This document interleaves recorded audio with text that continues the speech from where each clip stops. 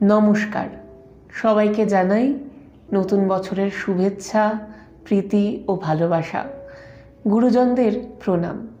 ভালো কাটুক নতুন বছর। স্বাগত জানাই গল্প বাগিশের আরও একটি পর্বে। আমাদের আজকের নিবেদন বাঙালির দিন রাত্রির ঠাকুর রবীন্দ্রনাথ ঠাকুর রচিত ফেল। তাহলে শুরু করা যাক। ল্যাজা এবং মুড়া, রাহু এবং কেতু পরস্পরের সঙ্গে আড়াআড়ি করিলে যেমন দেখিতে হইত, এও ঠিক সেই রকম।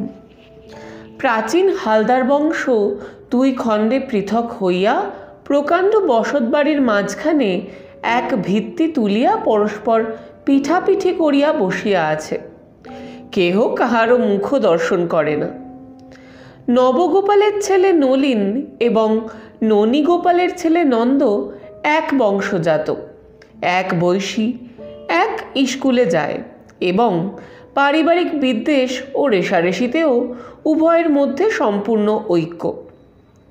নলিনের বাপ নবগোপাল অত্যন্ত কড়া লোক। ছেলেকে হাঁপ ছাড়িতে দিতেন না। পড়াশোনা ছাড়া আর কথা ছিল না। খেলা, খাদ্য ও সাজসজ্জা সম্বন্ধে ছেলের সর্বপ্রকার শখ তিনি খাতাপত্র ও স্কুল বইয়ের নিচে চাপিয়া রাখিয়াছিলেন। নন্দর বাপ ননীগোপালের শাসন প্রণালী অত্যন্ত শিথিল ছিল। মা তাহাকে অত্যন্ত ফিটফাট করিয়া সাজাইয়া স্কুলে পাঠাইতেন।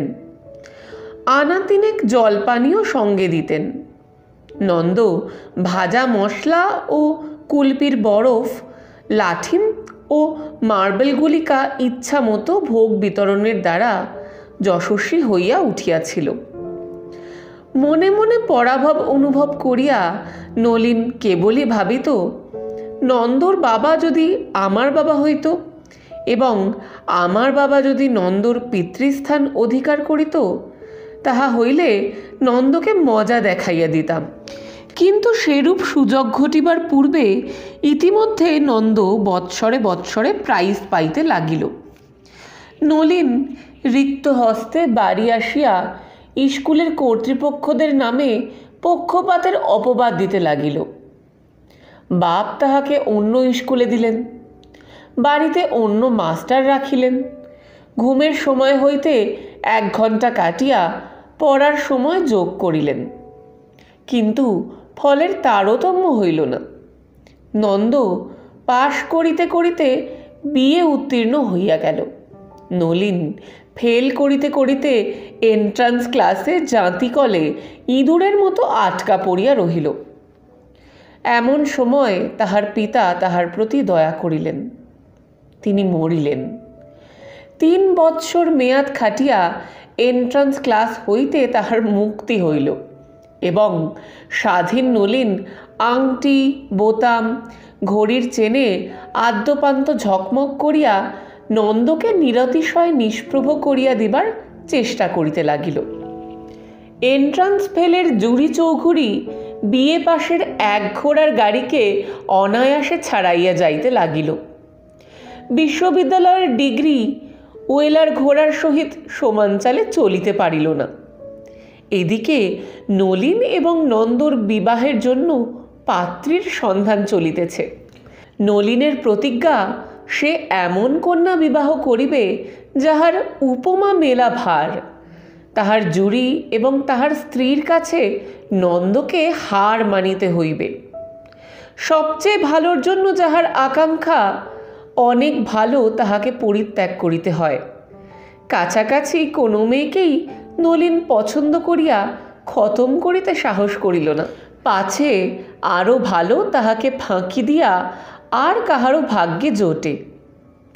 অবশেষে খবর পাওয়া গেল, রাওলপিন্ডিতে এক প্রবাসী বাঙালির এক পরমা সুন্দরী মেয়ে আছে। কাছের সুন্দরীর চেয়ে দূরের সুন্দরীকে বেশি লোভনীয় বলিয়া মনে হয়। নলিন মাতিয়া উঠিল। খরচপত্র দিয়া কন্যাকে কলিকাতায় আনানো হইল। কন্যাটি সুন্দরী বটে। নলিন কহিল, যিনি যাই করুন ফস করিয়া রাওলপিন্ডি ছাড়াইয়া যাইবেন এমন সাধ্য কাহারও নাই। অন্তত এ কথা কেহ বলিতে পারিবেন না যে এ মেয়ে তো আমরা পূর্বেই দেখিয়াছিলাম, পছন্দ হয় নাই বলিয়া সম্বন্ধ করি নাই। কথাবার্তা তো প্রায় এক প্রকার স্থির। পানপত্রের আয়োজন হইতেছে এমন সময় একদিন প্রাতে দেখা গেল ননীগোপালের বাড়ি হইতে বিচিত্র থালার উপর বিবিধ উপঢৌকন লইয়া দাসী চাকরের দল সার বাঁধিয়া চলিয়াছে। নলিন কহিল, দেখে এসো তো হে, ব্যাপারখানা কি? খবর আসিল নন্দর ভাবি বধূর জন্য পানপত্র যাইতেছে। নলিন তৎক্ষণাৎ গুড়গুড়ি টানা বন্ধ করিয়া সচকিত হইয়া উঠিয়া বসিল। বলিল, খবর নিতে হচ্ছে তো। তৎক্ষণাৎ গাড়ি ভাড়া করিয়া ছড় ছড় শব্দে দ্রুত ছুটিল। বিপিন হাজরা ফিরিয়া আসিয়া কহিল, কলকাতার মেয়ে, কিন্তু খাসা মেয়ে। নলিনের বুক দমিয়া গেল। কহিল, বলো কি হে? হাজরা কেবলমাত্র কহিল, খাসা মেয়ে। নলিন বলিল, এ তো দেখতে হচ্ছে।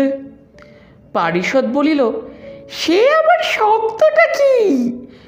বলিয়া তর্জনী ও অঙ্গুষ্ঠে একটা কাল্পনিক টাকা বাজাইয়া দিল। সুযোগ করিয়া নলিন মেয়ে দেখিল। যতই মনে হইল এ মেয়ে নন্দর জন্য একেবারে স্থির হইয়া গেছে, ততই বোধ হইতে লাগিল মেয়েটি রাওলপিন্ডির মেয়ের চেয়ে ভালো দেখিতে। দ্বিধাপীড়িত হইয়া নলিন পারিষদকে জিজ্ঞাসা করিল, কেমন ঠেকছে হে?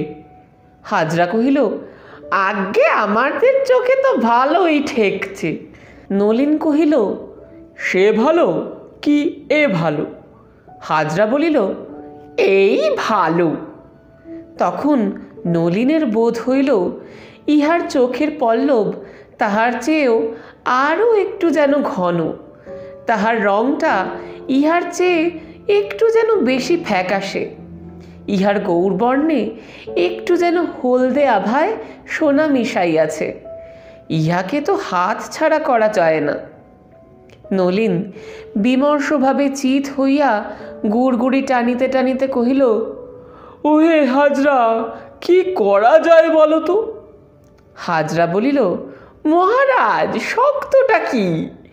বলিয়া পুনশ্চ অঙ্গুষ্ঠে তর্জনীতে কাল্পনিক টাকা বাজাইয়া দিল।